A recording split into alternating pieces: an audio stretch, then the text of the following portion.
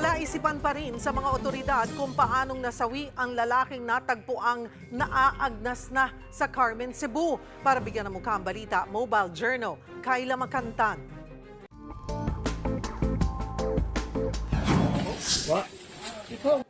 Sa loob ng isang sinkhole na tagpuan ng lalaking ilang araw nang nawawala sa Cebu.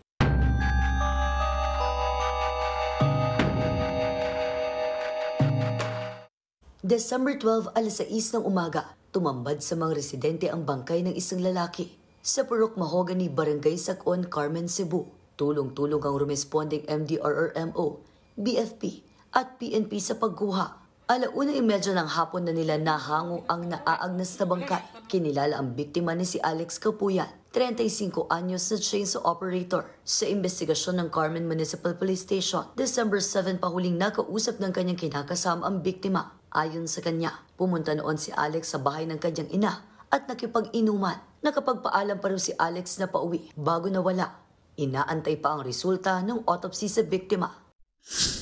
Sa Ilog, Cagayan, sakop ng Barangay Pilar, Ilagan, Isabela naman, nakita ang bangkay ng 26 anyos na si John Mark Bakiran Soriano, alas 7 kagabi. Sa Facebook post ng kanyang asawa, alas 4 na madaling araw ng December 15, umalis si John Mark papasok ng trabaho sa Kawayan City. Alas 5:30 naman, may nakakita sa kanyang motor sa Negilian Bridge.